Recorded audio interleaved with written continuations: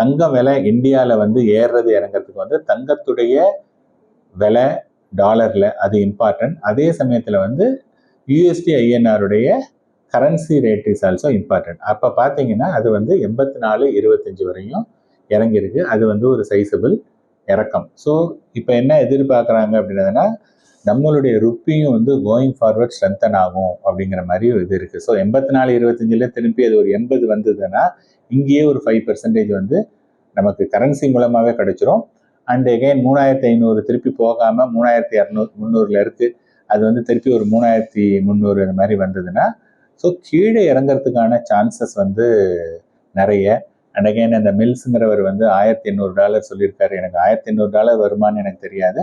But என்னை பொறுத்த வரையும் நீங்கள் வந்து நெக்ஸ்ட் 1 இயர் இந்த அக்ஷய திருதை டு அக்ஷய திருதை நெக்ஸ்ட் 1 இயரில் கோல்டில் வந்து 0 ரிட்டர்னோ அல்லது நெகட்டிவ் ரிட்டர்னோ கிடைக்கிறதுக்கான வாய்ப்புகள் அதிகம். இங்கேருந்து பாசிட்டிவ் கிடைக்கிறதுக்கான வாய்ப்புகள் அதிகம். ஏன்னா அதுக்கு முந்தின வருஷம் 35% ரிட்டர்ன் கொடுத்துருச்சு.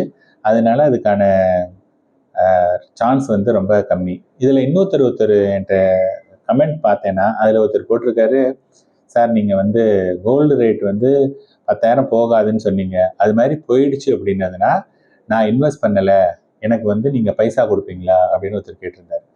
ஃபஸ்ட்டு நீங்கள் ஒன்று புரிஞ்சுக்கணும், இதெல்லாம் வந்து நான் வந்து I'm a opinion maker R நான் என்னுடைய வியூவை சொல்கிறேன். நீங்கள் என்கிட்ட இன்வெஸ்ட் பண்ணலை, என்னுடைய நாலேஜ் பேஸ் பண்ணி நீங்கள் இன்வெஸ்ட் பண்ணலை, ஓகேங்களா?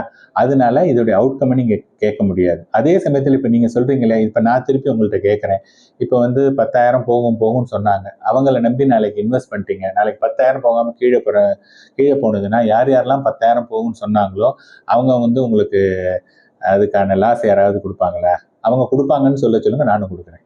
ஸோ இது வந்து என்னன்னு பார்த்தீங்கன்னா போட்டி இது கிடையாது. ஒரு தங்கமோ ஆர் ஸ்டாக் மார்க்கெட்டோ இது எல்லாமே வந்து பார்த்தோன்னா நாங்கள் ஒவ்வொருத்தருடைய எக்ஸ்பீரியன்ஸை வச்சு நாங்கள் சொல்கிறோம்.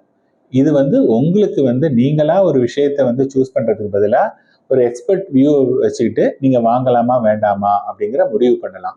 அதை விட்டுட்டு நீங்கள் வந்து யூஆர் ரெஸ்பான்சிபிள் அப்படிங்கிறது வந்து யாருமே வந்து அந்த மாதிரியான ரெஸ்பான்சிபிலிட்டி வந்து எடுத்துக்கவே முடியாது.